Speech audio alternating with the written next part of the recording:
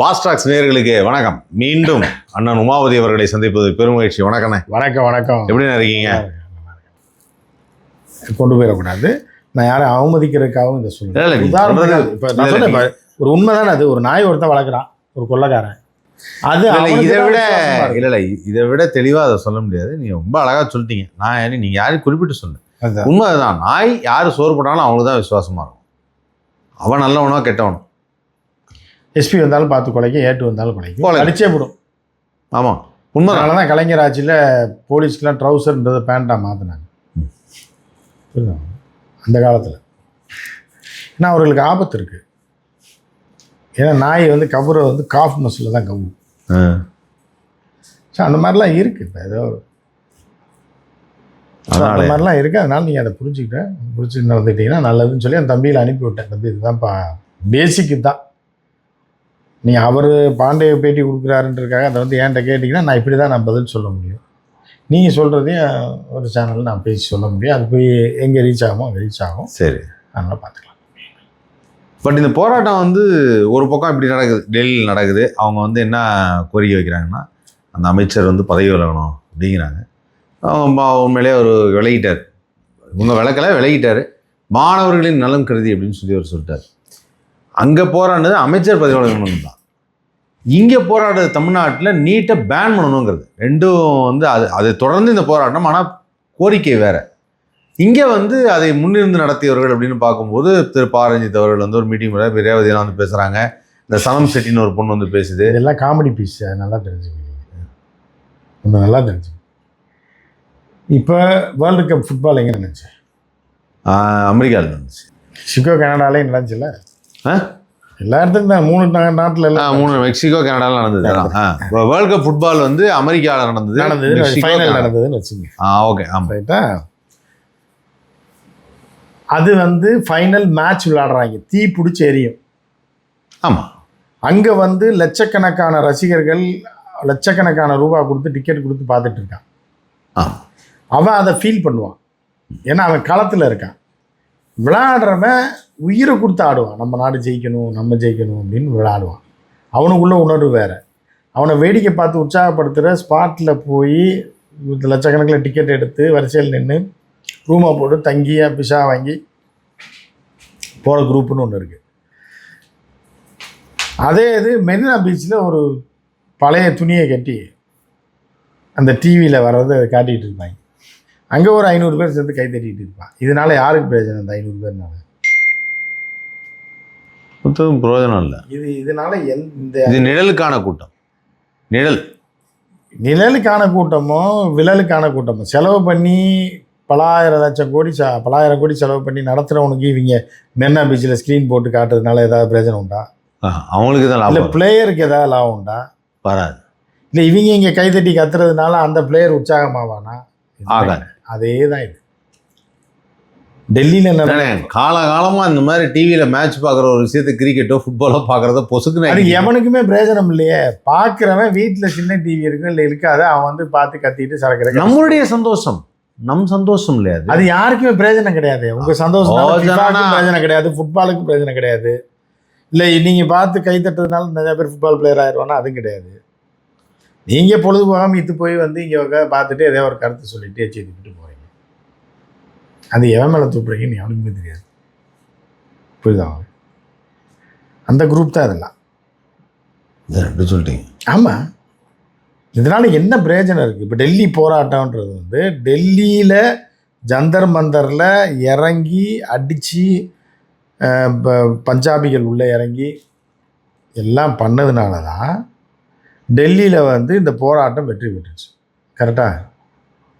நீங்கள் ராமேஸ்வரத்தில் ராம்நாட்டில் பேசுகிறது ஒரு ஆதரவு தெரிவிக்கிறது, அவ்வளோதான். இப்போ ஃபுட்பால் நீங்கள் பீச் ரோட்டில் உட்காந்து பார்க்குறதும் ஏதாவது பப்பில் உட்காந்து நீங்கள் டிரைவிங்கில் உட்காந்து பார்க்குறதுனால உங்களுக்கு தான் சந்தோஷமே தவிர அதனால் நீட்டுக்கும் பிரச்சனை கிடையாது. நீங்கள் இங்கே ஏதோ ஒரு கட்சி ஆஃபீஸுக்குள்ளே போய் கத்துறதுனால உடனே நீட்டை பேன் பண்ணிட மாட்டான்.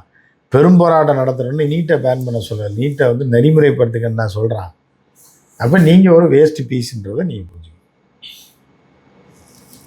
இல்லை அப்படி பார்த்தா இங்கே ஜல்லிக்கட்டு போராட்டம் நடக்கும்போது அமெரிக்காலையும் ஆஸ்திரேலியாவிலையும் ஒரு குரூப் இருந்து இதே மாதிரி போராடினாங்க. அதே தான் ஆதரவு தெரிவிக்கிறாங்க. அதான் ஸோ அது மாதிரி ஆதரவு. ஜல்லிக்கட்டு போராட்டம் வேற, இது வேற.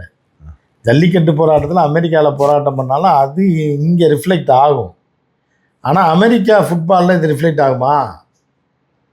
இப்போ அமெரிக்காவில் போராட்டம் நடத்தினான்னு நீங்கள் சொல்கிறீங்கல்ல, ஜல்லிக்கட்டுக்கு போராட்டம் நடத்தினாங்க. அது ஒரு ப்ளஸ்ஸாக இருக்குது. அமெரிக்கா, லண்டன் எல்லா இடத்துலையும் ஒரு கோஷனாலும் போட்டாங்க.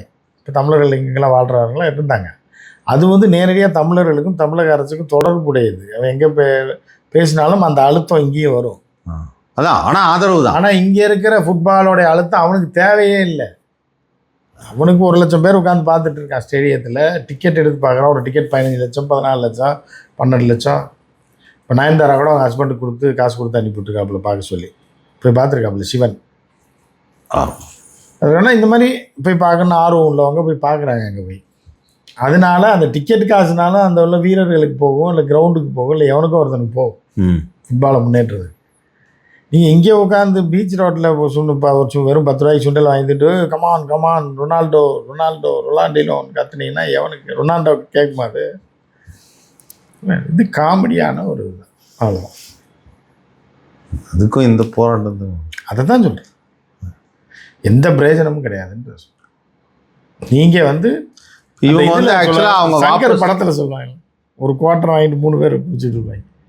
அப்போ விவேக் அங்கே வருவாப்புல, சரி ஆற்றட்டும்டா விட்றா, ஆற்றுங்க பிரதர், நீங்கள் ஆற்றுங்க அப்படின்னா, கொஞ்சம் ஆற்ற விடுங்களடா, குவார்ட்டர் வாங்கி கொடுத்தலடா, ஆற்ற விடுங்கடா, நீ மன நிம்மதினாலும் வரும்டா எனக்கு அப்படின்னு விவேக்.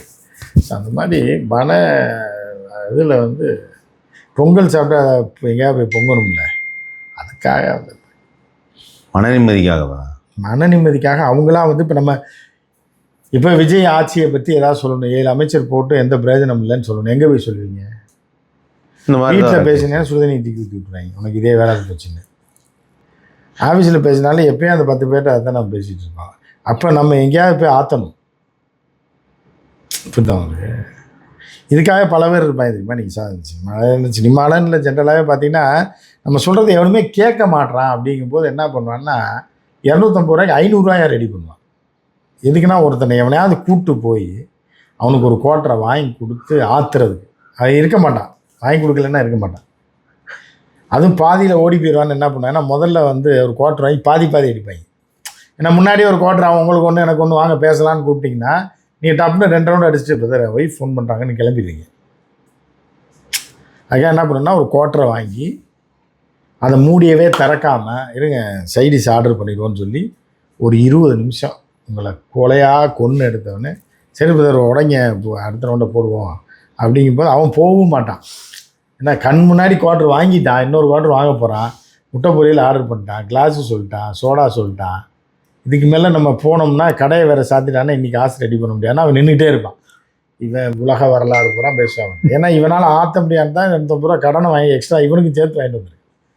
வரும்போது பல விஷயங்கள் அவன் கொட்டுவான். அவன்கிட்ட கொட்டும்போது அவன் அந்த குவார்ட்டருக்காக என்ன பண்ணுவான்னா இதை பூரா கேட்டுகிட்டே இருப்பான். அதுக்கப்புறம் முட்டை பொரியெல்லாம் சாப்பிட்டதுக்கப்புறம் அவன் நல்லா கேட்குறான்னு தெரிஞ்சால் இன்னொரு குவார்ட்டர் சொல்லுங்கள், அதை வாங்கி கட்டிங் அடிப்பாங்க. குடிக்க விடாமல் ஒரு 1.5 மணி நேரம் அவனுடைய வாழ்க்கையை இவன் நாசப்படுத்தி புரியுதான் படுத்திட்டு அதுக்கப்புறம் இவன் சொல்ல வேண்டியதெல்லாம் சொல்லிட்டு போயிடுவான். அவன் என்ன பண்ணுவான், இது எதுலேயுமே காதலை வாங்கிக்கிற மாட்டான். சரி குவார்ட்டர் வாங்கி கொடுத்தான், முட்டை பொரியல் வாங்கி கொடுத்தான், சொல்கிறத கேட்டான் ஒரு 1 மணி நேரம். அதுக்கப்புறம் அவன் என்ன பண்ணுவான், நைஸாக அந்த பக்கம் ஒரு கட்டிங் வாங்கி உள்ளே சொருகி வச்சுருப்பான். போகிறப்ப அடிச்சுட்டு ஒரு போதையில் போயிடுவான். இவன்கிட்ட பேசி அந்த குவார்ட்டர் அடித்து எல்லாமே இறங்கிடுச்சு, கட்டிங் அடிச்சு அவன் வீட்டில் போய் படுத்துறான். இவன் என்ன சொன்னானே அடுத்த நாள் காலையில் அவனுக்கு ஞாபகம் இருக்கு. இப்போ புரிஞ்சிருக்குன்னு நினைக்கிறேன் உங்களுக்கு. அதான் நீங்கள் சொன்னது என்னென்னா யாருக்கையாவது சொல்லணும். நீங்கள் ஏதாவது ஒரு குறையோ நிறையோ சொல்லணும். உங்கள்கிட்ட யாரும் கேட்க மாட்டான். அதனால் நீங்களாக ஏதாவது ஒரு கூட்டத்துக்குள்ளே பூந்து சொல்ல வேண்டிய சொல்லிவிட்டு நீங்கள் பாட்டுக்கு போயிருவீங்க. அதனால் பிரயோஜனம் இல்லை. இந்த சமூகத்துக்கும் பிரயோஜனம் கிடையாது, யாருக்குமே பிரயோஜனம் இல்லை. பட் இன்னும் தொடர்ந்து பண்ணியிருக்காங்களே. அவங்களோட ரெகுலர் ஆக்டிவிட்டிஸே அப்படி தானே. ரெகுலராக அவங்க இதே அதுதான்.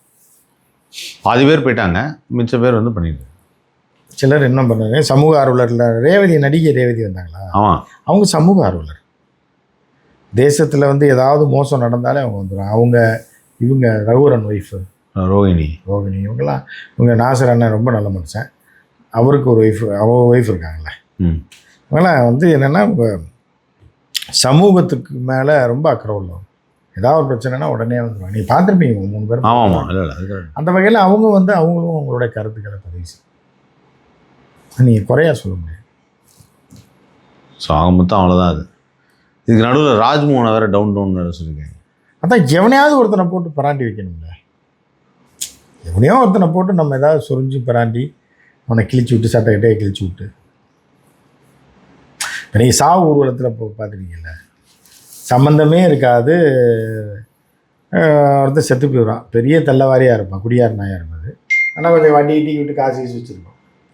உடனே போய் 2 சிங்கம் இருக்க மாதிரி பிடிச்சிட்டு வருவாங்க இந்த வேன். அந்த இது சிங்கத்துக்கு இவனுக்கு என்ன சம்மந்தம் தெரில. ஒன்று இவன் காட்டில் வாழ்ந்துருக்கணும், இல்லை சிங்கம் வளர்த்துருக்கணும். எதுவுமே இருக்காது. 2 சிங்கம் கத்துற மாதிரி இருக்கும். அந்த மாதிரி காசு கொடுத்து பெரிய பாடையை ரெடி பண்ணி அதில் வச்சு வெடியை போட்டுக்கிட்டு மாலையை பிச்சு ரோடு பூரா போட்டுட்டு போவாங்க. ரைட்டா? போயிட்டு ஒரு குரூப் ஆடிட்டு போவாங்க. நம்ம எல்லாரையும் அந்த மாதிரி சொல்லணும். என்ன பண்ணா வேணுன்னே ரோட்டில் 2 வீலரில் போகிறவனை தள்ளி விடுற அடிக்கிறது. இந்த தனியாக போகும்போது செஞ்சானா அவன் அடித்து மண்டையை உடச்சி பொழந்து விட்டுருவான். கூட்டம் சேரும்போது ஏதாவது ஒன்று எவனையாக ஒன்று அடிச்சுட்டு எவனைக்காக பூ தூக்கி போடுறது, எவனையாவது வண்டி அந்த பக்கம் போடா அப்படின்னு. அது செத்தவன் சேர்த்துட்டான், அவன் ஒரு தெல்லவாரியாக இருப்பான்னு வச்சுக்கோங்க. எல்லாரையும் சொல்லலை, தெல்லவாரி நாசமாக போனவனாக இருப்பான். இன்னமும் இவர் டெட் பாடி போகுதுன்றக்கா இவங்க எல்லாம் வந்து ரோடை மறைச்சி போயிட்டு வெடியை போட்டு டான்ஸ் ஆடிட்டு போவாங்க. நீங்கள் போனீங்கன்னா உங்களை வண்டியோடு தள்ளி விட்டுருவாங்க. அதனால் சில விஷயத்தை தங்களுடைய மன அழுத்தத்தை, மன அரிப்பை ஏதாவது ஒரு இடத்துல தான் நீங்கள் காட்ட முடியும். நீங்கள் அதுக்காக இதை கம்பேர் பண்ணி போட்டுறாங்க. இது இந்த போராட்டத்துக்கு அதுக்கு சொல்லலை, பொதுவாகவே ஹியூமனோட இது அதுதான். போராட்டம் நடக்குதுன்னா நம்மளும் போகிறோம், ரைட், ஓகே. சில பேர் மாடே பார்த்துருக்க மாட்டாங்க, உண்மையிலேயே ஃபோட்டோவில் தான் பார்த்துருப்பாங்க. சில டவுனில் இருக்கிறவங்க ஆமாம், சில வாய்ப்புகள் கிடைச்சிருக்காது. ஆனால் நம்ம தமிழ்நாட்டில் பார்க்கலாம், ஈஸியாக ஓஎம்ஆர் ரோட்லலாம் படுத்துருக்கோம். எல்லா இடத்துலையும் இருக்குது மாடு. இங்கே இந்த பக்கம் போனாலும் பூந்தமல்லி பக்கம் பார்த்தீங்கன்னா வரிசையாக நைட்டு படுத்து அடிக்கடி ஹைவேல போகும்போது நான் ஒருத்தன் இருக்கேன்டா அப்படின்னு காமிச்சிட்டு நடுவில் போகும். பட்டு அந்த மாடை பார்க்காதவங்களாம் இருப்பான். ஆனால் அவன்லாம் ஜல்லிக்கட்டு போராட்டத்துக்கு வந்திருப்பான். அது காரணம் வந்து அந்த உணர்வு தான். புரியுதா உங்களுக்கு? ஸோ அந்த மாதிரி ஒவ்வொரு போராட்ட காலத்துலேயும் இப்போ நீட்டு டாக்டர் இதே ஆள் என்ன பண்ணுவான்னா, இங்கே இப்படி சொல்லுவான், நீட்டை ஒழிச்சிடுன்னுவான். அங்கே போய் டாக்டரை சட்டை பிடிப்பா, எப்பறம் என் பொண்டாட்டி நல்லா தான்டா கூப்பிட்டு வந்தேன், கற்பகம் எப்படா கலாஞ்சின்னு சொல்லி டாக்டரை போட்டு அடிச்சு போனாங்க. அடித்து ஆஸ்பத்திரியை நொறுக்கி அடியால் கூட்டு போய் இது பண்ணுறவனு இருக்கான். ஸோ அதனால் நீங்கள் எதையுமே வந்து சமூகத்தில் அந்த உணர்வின் வெளிப்பாடாக தான் நீங்கள் பார்க்கணுமே தவிர, அது இந்த காதில் வாங்கி இந்த காதில் விட்டுணும். புரியுதா அவங்க? இதுதான் இவ்வளோ தூரம் போராட்டம் நடக்கும்போது வந்து ஒரு படம் ரிலீஸ் ஆகிருக்கு, அதை நீங்கள் பார்த்தீங்களா? இல்லை, போராட்டம் நடக்கும்போது நான் ஏன் அந்த படத்தை போய் பார்க்குறேன்? ஆனால் பார்த்துருக்காங்க. இதில் தான் அது படம்ன்றது என்டர்டெயின்மெண்ட். அது சொன்னது என்னன்னா, சபாநாயகர் ஒரு நல்ல ஒரு வார்த்தை சொன்னார், இதை பார்த்தா தான் சுறுசுறுப்பும் விறுவிறுப்பும் வரும். அது அவருக்கு வந்திருக்குல்ல, அவருக்கு சுகர் ப்ரெஷர்லாம் இருக்குது. இதை பார்க்கும்போது அந்த இரத்தக்கரை, அந்த இது கோடாலியை நக்கிறத பார்க்கும்போது அவருக்கு ஒரு உணர்ச்சி, ஒரு வேகம் வரும்ல, அது சொல்லி ஆக்ஷன் படம்ல, அதுக்காக வந்து அதனால் அவருக்கு அந்த உணர்வு வந்துடும். எல்லாரையும் அதை சொல்கிறாரு. ஆமாம், நிறைய பேர் ஆனால் நல்ல பாசிட்டிவ். நீங்கள் கட்டாயம் பார்த்துருப்பீங்களா அந்த படத்தை? பார்த்து சூப்பராக இருக்குது அந்த படம். வந்து தேச விரோதின்னு சொல்கிறதா இல்லை தேச பக்தன்னு சொல்கிறதா? ரெண்டுமே இல்லை. ஒரு நாட்டில் கொடூரமான சம்பவம் நடந்துட்டு இருக்கும்போது நீங்கள் அதுக்கு என்ன சொல்லுவீங்க? நான் ஒரு சேனல் வச்சுருக்கேன், அந்த சேனலுக்காக நான் பார்த்தேன். இல்லை, கொடூரமான சம்பவம் நடக்கும் அப்படின்னு நீங்கள் சொல்லுவீங்க. சரி, சொல்லுங்கள். இப்படி கேட்டால் தொழில்னுவீங்க. அப்போ அவன் விஜய் ரசிகர்களுக்கு அதே தான், ஒரு தொழில் ஏதோ ஒரு காரணம் பார்க்கணும். பானிபூரி கடை வச்சுருப்பான், இல்லைன்னா பாப்கார்ன் சாப்பிட்ணுன்னு ஆசைப்பட்டிருப்பான், வெளியே கிடைக்காது, தேட்டரில் போய் சாப்பிடலாம். ஏன்னா டெல்லியில் கூட தான் போராட்டம் நடந்தது, அதுக்காக அந்த ஏரியாவில் யாரும் சாப்பிட்ருக்க மாட்டாங்களா? இல்லை, அதுதான் சொல்கிறேன் நான் பார்த்து சாப்பிட்றதுன்றது வேற, ஜனநாயகம் படம் பார்க்குறதுன்றது வேற. இல்லை, உங்களை சாப்பிட வேணாம்னு நான் சொல்லவே இல்லை. அப்படி இல்லைண்ணா, அது இப்போ அந்த படம் வந்து ஒரு ஒரு கடைசி படம், நம்ம கடைசியாக ஒரு தடவை அந்த முகத்தை பார்த்துக்குறோம்னு சொல்லுவாங்க. அது நீ டிவியில் கூட பார்க்கலாம்ல, டெய்லி ஓடுமே. தியேட்டரில் அது ஒரு மாதிரி அந்த தியேட்டரில் கடைசி அந்த வைப்போட பார்க்கணும்னு ஆசைப்பட்டிருக்கீங்க? அது நான் பெரிய ஃபேனு, அதனால சரி ஓகே. அதை நானும் ஃபேன் தான், பட் ஆனால் மழை காலத்தில் ஃபேன் ஆஃப் பண்ணிடுவோங்க. சில நேரத்தில் வெயில் காலம் ரொம்ப அன்பு. இனி எந்த காலத்துலேயும் அந்த மாதிரி நடிப்பு வராதுல்ல. அதுக்காக அந்த படம் ரொம்ப நல்லா இருக்குது. தேசிய விருது தருவாங்க, பாரத ரத்னாலாம் கிடைக்கும்னு சொல்லுது.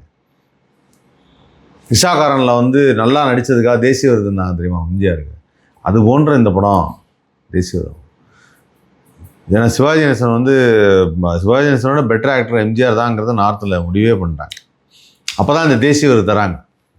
ஸோ அந்த மாதிரி இந்த படத்துக்கு அந்த மாதிரி ஒரு அங்கீகாரம் கிடைக்குங்கிறதுல எந்த விதமான டவுட்டும் கிடையாது. நல்ல படமாக தான் இருக்குது. முடிஞ்சால் நீங்கள் ஒரு தடவை பார்த்துருங்க. இல்லை பார்க்கணும், நான் பார்க்கணும். டைம்லாம் மழை பெய்யுது, வெயில் அடிக்குது, மாறி மாறி இருக்கிறதுனால கடைசியாக அந்த ஒரு முகத்தை பார்த்தியா என்ன மாதிரி ஆக்டிங் அப்படின்றது. இன்னும் முகம் நீங்கள் அமைச்சர் ஆயிருக்கலாம்ல, அந்த 3 பேரை விட நீங்கள் நல்லா அழுகிறீங்களே. என்ன முதல்ல கட்சியில் சேர்ந்துருந்தீங்கன்னா ஆயிருக்கலாம். சரி விடுங்க, பார்த்து எமோஷன் தான். தனுஷ் ஆரம்பிக்கிறாங்க, ரெடியாக இருங்க. அப்போவா? அப்போ அழுவணுமா? முன்னாடியே ஜாயின் பண்ணிடுங்க. காடை வாங்கி வச்சுருங்க. நன்றிண்ணே, தேங்க்ஸ்.